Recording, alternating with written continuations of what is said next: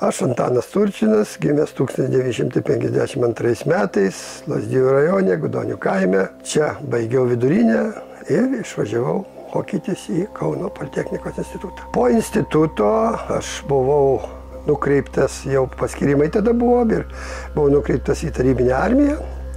Atitarnavau ten 2 metus tarybinėje armijoje. Ir paskui, kadangi tarnavau aš Mongolijoje, tai tada skaitėsi užsienis.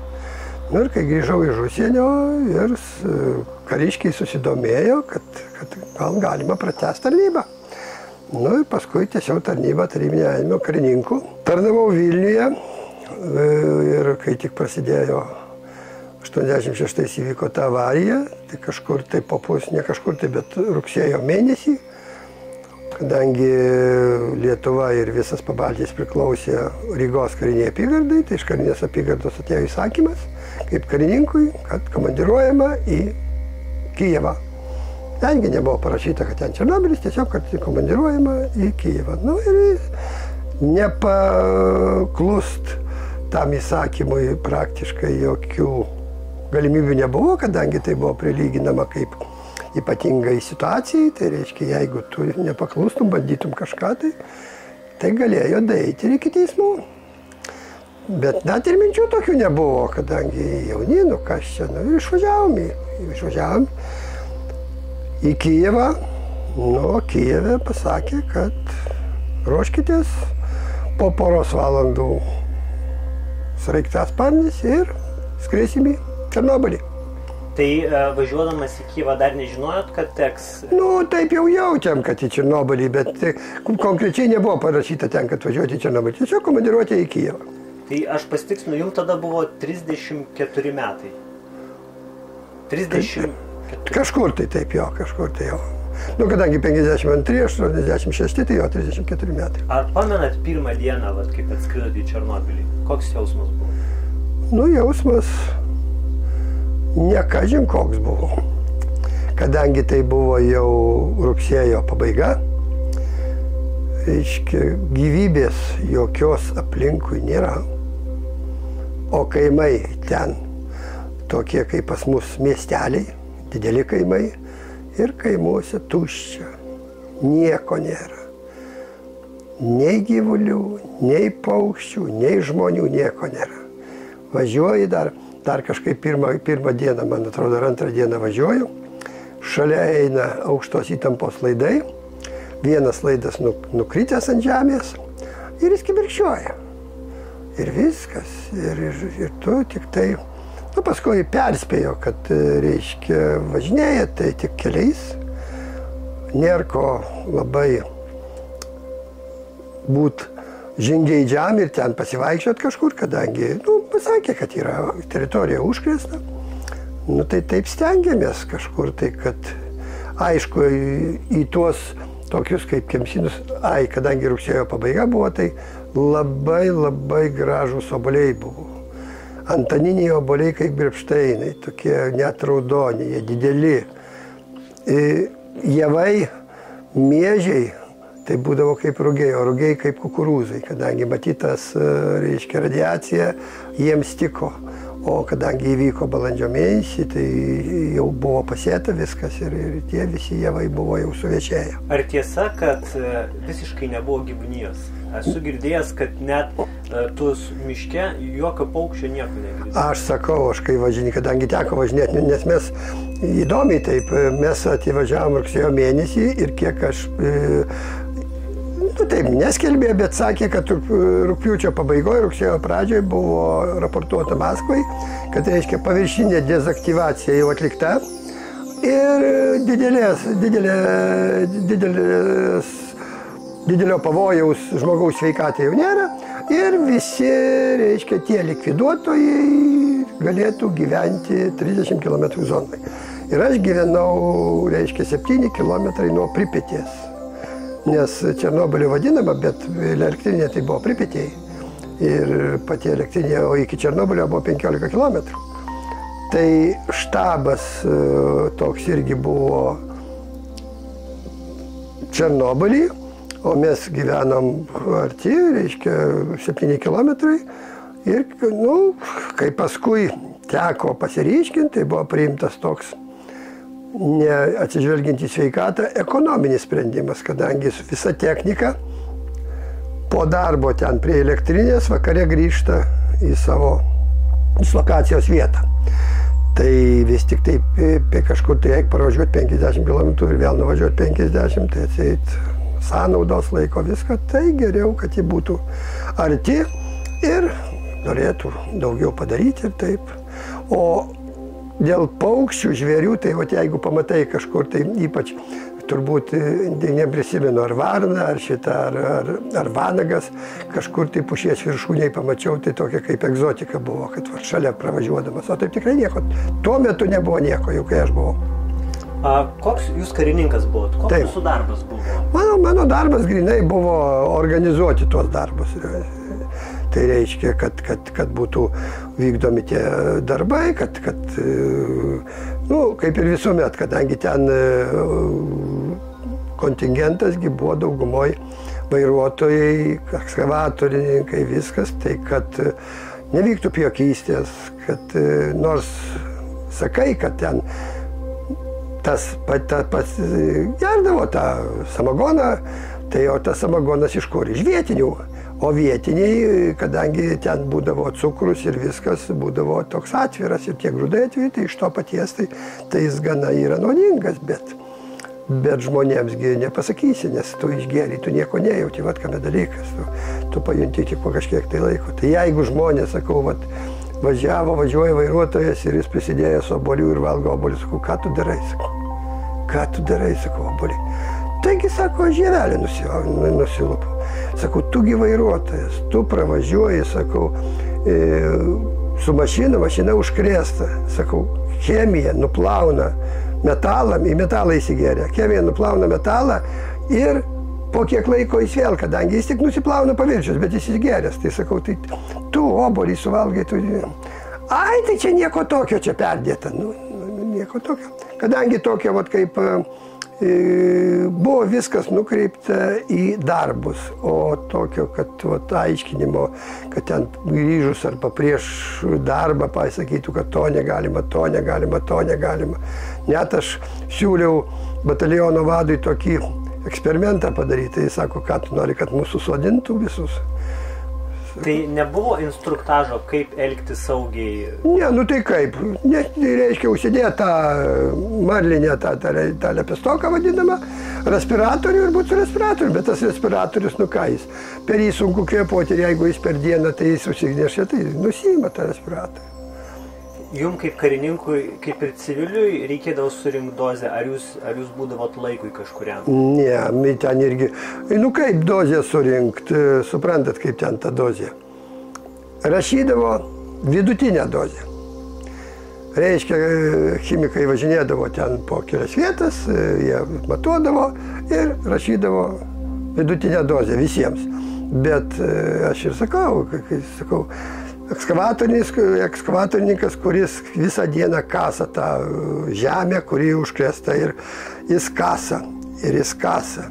Tai jam daleiskim per dieną 2 rentgeno ir tam vairuotojus, kuris tik veža ir kuris kabinoje sėdi, ir tam 0,2 rentgeno. Ir man 0,2 rentgeno. Tai ten tos dozės tai yra jokio objektyvumo.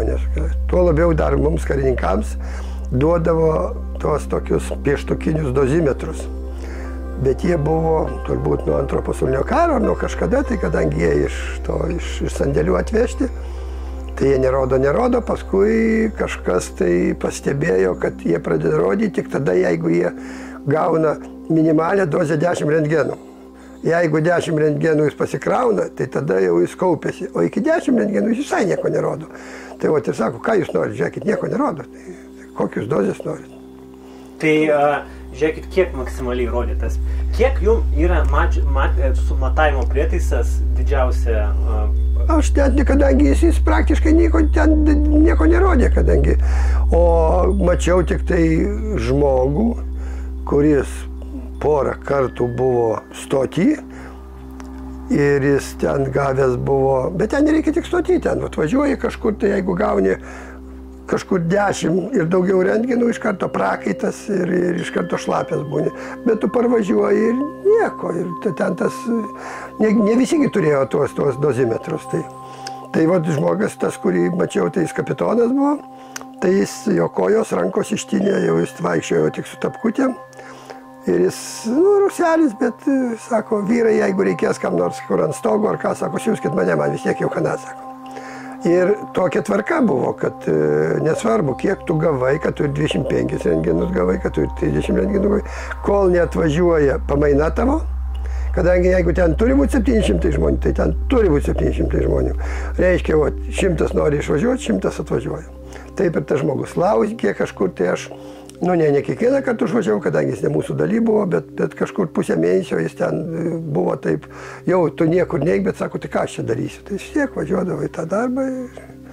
Jis jau buvo susitaikęs. Susitaikęs, tai ką, jis sakau, jau batais apsiauti negalėjo, tik tai su tapkėm vaikščiai.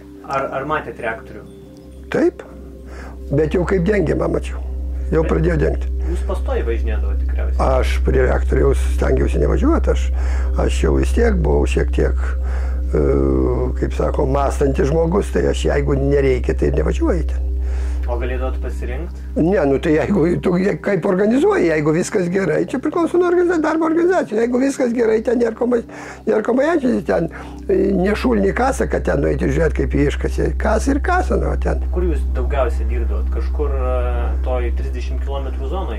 Ten, tai sakau, nuo tos, ten tokia Stičianka buvo, ten turbūt kolūkio kontora, tai ta Stičianka ir iki to, ir dar reikėdavo paskui važiuoti, raportuoti už 30 km zonos, tai važinėdavai ten jau kiekvieną savaitę ten atraportuoti valdžiai, kaip ten sekasi, kaip viską. Ir man po 2 savaičių aš pradėjau, nors ir lyg tai saugausi, bet pradėjau jaust, kad aš kalbėti negaliu, aš tik pradedu kalbėti ir mane pradedu kosėti, pradedu dūst. Ir tada kažkur po 3 savaičių ir buvo ten toks pulkininkas iš Rygos karinės apygardos, kuris buvo liktai atsakingas už visų Pabaltijų ten tų karinių vienetų darbą. Ir aš priėjau, kaip man pasakė, aš priėjau ir pradėjau šnekėti ir jis mato, kad aš tik pradedu šnekėti, sakau, aš negaliu daugiau čia dirbti, kadangi, sakau, aš net kalbėti negaliu. Tai sako, nieko nepažadu, bet aš pasistengsiu, kad paruoštų tau, sako, pamainą. Tai ta pamaina atvažiavo po mėnesio laiko kažkur, tai kadangi aš išbuvau ten tik tai 2 mėnesius. Nors buvo planuota, kad 3 ir daugiau. Bet ir paskui, kiek aš girdėjau, tai jau buvo ir sumažintas tas 3 mėnesių laikas, jau biški mažiau buvo. Čia reikalingi buvo vairuotojai, ekskavatorininkai, ten tokie žmonės. Tai taip ir būdavo, tai iš kolūkių, tai kolūkio pirmininkas, jeigu ten su komisaru gerai gyvendavo, tai ten jo mažiau tų vairuotojų paimdavo, bet vis tiek ateina, kad iš rajono reikia padaryti 20 žmonių ir tu nenori iš vieno paimsi, tai čia. Ir ten ir tai būdavo, 20 tai nelabai žiūrėdavo, jei tu ir senesnis, tai važiuok. Tai sako, vairuotojai dirbsi, ten nieko tam nereikės daryti. Ryžų eilės, dabar sako, rudas miškas ten kažkoks. Tai jeigu pravažiuoji ten, tas nuo radiacijos buvo parudęs visas miškas. Bet ten, suprantat, kame dalykas, ten nėra taip, kad, daleiskim, visas kilometras užkestas vienodai. Mes galim sėdėti 2 metrai atstumo, vienas gali gauti 5 rentgenus, kitas gali gauti 0,2 rentgenų. Kadangi priklauso ant kokios tu žemės sėdi. Daleiskim, kažkokia radiacija užkrestas vanduo tekėjo ir tu stovi toj vietoj, kuris tekėjo, ten tas gruntas stipriai užkrestas. Ir jis tada tu gauni radiacijos daug daugiau. O taip ir ten, sako, būna, kad jeigu pravažiavai, sako, ir tave išmušė, tai karšti, sako, 100%, sako, kad tu jau gavai normalią radiacijos dozę, bet vis tiek rašo vidurkį. Aš, kai grįžau, tai man buvo užrašyta per tuos 2 mėnesius 16,5 rentgenų. O kiek reikėdavo surinkti? Iki 25, jeigu 25 surenki, tai tada jau informuoja centrą ir tada jau ruošia tau pamainą. Aišku, kad niekas ten faktinės dozės nieks nežino. Ir vėlgi priklauso nuo žmogaus organizmo. O mano matyt buvo plaučiai silpnesni ir man pažeidė plaučius ir dabar aš turiu problemų. Iš pradžių bronchitas, dabar bronkinė astma ir siauja. Tai po žiūrėkit, beveik 40 metų jaučiat, kad su plaučiais kažkas negerai? Nejaučiu, pas mane nustatyta. Pas mane, kadangi aš kai grįžom iš ten, kadangi aš grįžau sergantis, tai aš gulėjau ligoninėje 2 savaitės, bet ligoninėje nežinau, kas ten buvo, kad gydymo praktiškai nebuvo, tik tai būdavo, reiškia, leidžiami į veną plečiantys vaistai. Tai kai suleidžia tuos vaistus, tai tuo momentu pagerėja, iš to vaistai praeina ir vėl tas pats. Tai, o paskui aš įsireikalavau, kad mane nusiųstų į Kijevą. Kijevą buvo įkurtas toks likviduotojų reabilitacijos sveikatingumo centras. Ir ten jau buvo mokslų daktarai, ten žiūrėjo ir ten tikrai. Tai ten nuvažiavau ir ten iš karto buvo nustatyta, kad, reiškia, bronkai pažeisti radiacijos. Kaip atrodė dienos rutina? Nu, iš ryto, reiškia, išrikiuoja visus. Bataliono vadas pasako, kad važiuosi tą ir tą darysit, viskas, grįžta. Nu ir vėlgi, kad, nu tai ten tos rutinos būna. Tai kas prisigeria, tai kas susimuša, nu tai kaip ir nu, toks, tai čia tarp darbininkų, tai čia yra priimtas dalykas, čia nieko ten, o žinot, vis tiek žmonės gyvena. Vieni vyrai gyvena vienas su kitu, tai labai sunku, tuo labiau, kad masė žmonių, kad jie šitą sutaptų jų charakterį ir viskas. Tai jau taip tokių nebuvo, kad ten kažkas tai ar nukristų, ar apalptų. Tai aš sakau, darbai vadai, sakau, reikia, sakau, mes parenkam žmogų, sakau, ir ryte prieš rikiuotę, sakau, duodam jam stiklinę samagoną išgerti.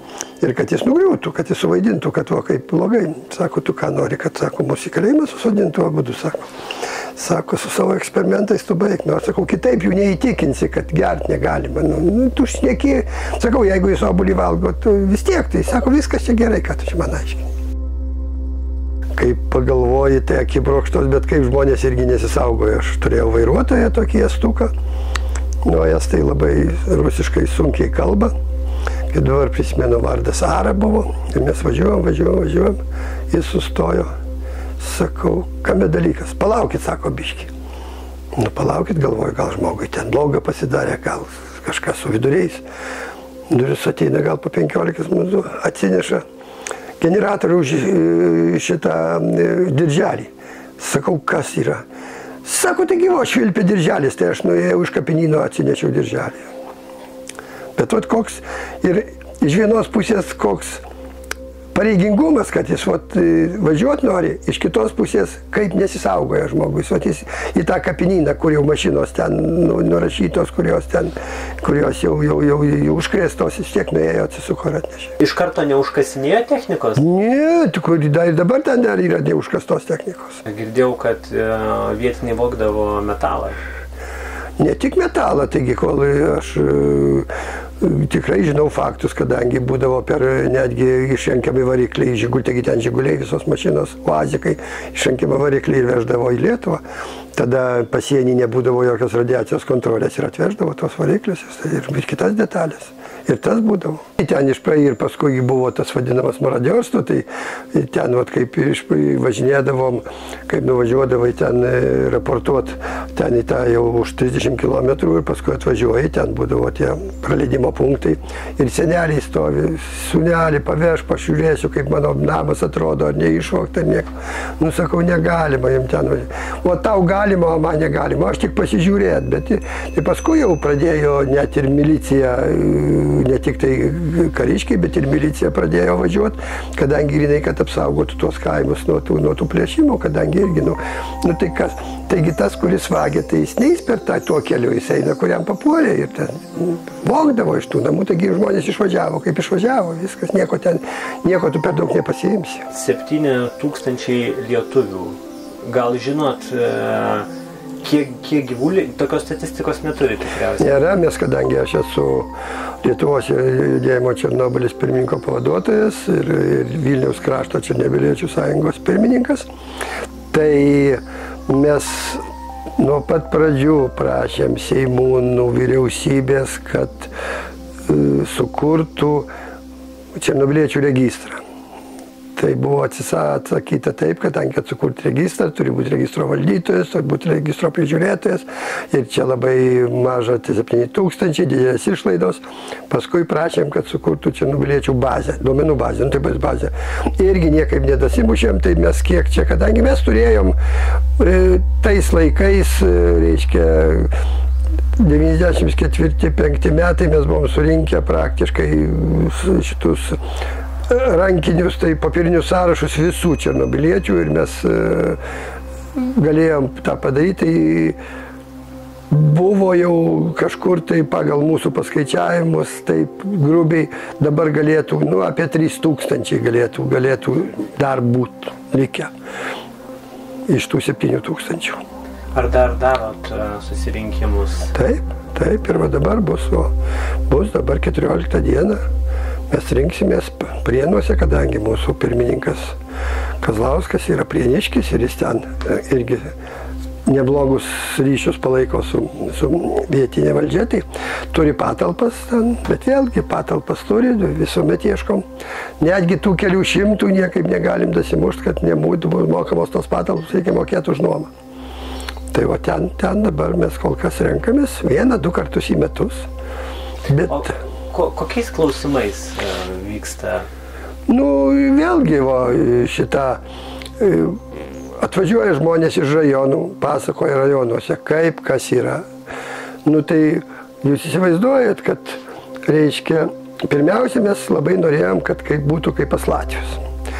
Pas latvius yra černobiliečių įstatymas. Ir ten tam įstatymė parašyta viskas, kas tu. Ten parašyta, kad kiekvienas černobilietis 1 kartą į metus turi praeiti sveikatos patikrinimą. Yra duomenų bazė, yra visas, supranti, sekimas tavo sveikatos, kaip keičiasi, kas keičiasi. Pas mus to nėra. Pas mus prašėm ir paėmėm šitą Latvių įstatymo projektą, perdarėm ant savo, pateikėm Seimui ir kaip visuomet, prieš rinkimus visi, labai gerai. Prieš rinkimus pateikė, praeina rinkimai ir tas įstatymas taip ir nekyla. Paskui jau, kadangi kelis kartus mes čia, taigi jau 38 metai. Tai ir tiem sakom, kiek galima. Tai šitą dabar priėmė tokį sprendimą, kad mus įtraukė į nukentėjusių asmenų nuo 39-40 sąrašą. Ir nukentėjusi, tada tu eini kartu su tremtiniais, su politiniais kaliniais, su visais, kas nukentėja. Nors dabar irgi su savo pirmininku kalbėjau, sakau, jeigu datrauksim iki 40 metų, dar jeigu mūsų kažkiek tai liks, tai po 40 metų turbūt reikės uždarytą mūsų judėjimą, kadangi, praktiškai beprasmiškas išgauti. Tuo labiau, kad žmonės jau garbaus amžiaus, jau jie ir susitikimus nenori ir kaip sakai atvažiuok, sako, ką tu man duosi.